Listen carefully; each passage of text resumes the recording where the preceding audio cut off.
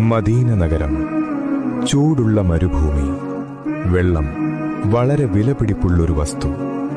അവിടെ ഒരു കിണറുണ്ടായിരുന്നു, ബീർ റൂമ എന്ന കിണർ. പക്ഷേ അത് ഒരു യഹൂദിയുടെ ഉടമസ്ഥതയിലായിരുന്നു.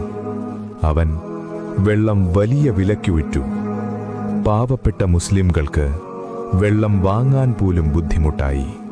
ഒരു ദിവസം നബി സല്ലല്ലാഹു അലൈഹി വസല്ലം പറഞ്ഞു, ആരെങ്കിലും ഈ കിണർ വാങ്ങി മുസ്ലിംകൾക്ക് നൽകുകയാണെങ്കിൽ അവന് സ്വർഗം ലഭിക്കും. ആ വാക്കുകൾ കേട്ടപ്പോൾ ഒരു സഹാബി എഴുന്നേറ്റു. അദ്ദേഹം ഉസ്മാൻ ഇബ്നു അഫ്ഫാൻ റളിയല്ലാഹു അൻഹു. അദ്ദേഹം ആ കിണർ വാങ്ങി. പക്ഷേ സ്വന്തമായി ഉപയോഗിക്കാനല്ല. അദ്ദേഹം പറഞ്ഞു, ഇതിനെ എല്ലാവർക്കും ഉപയോഗിക്കാം.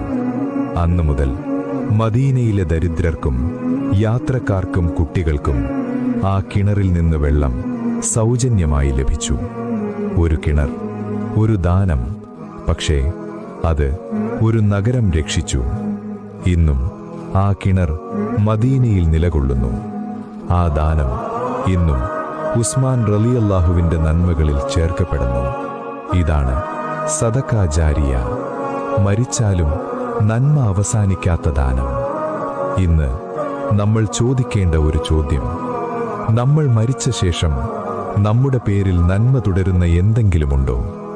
ഈ റമളാനിൽ ഒരു ചെറിയ ദാനം പോലും നമ്മുടെ നിത്യസ്വർഗത്തിലേക്കുള്ള വഴിയാകാം.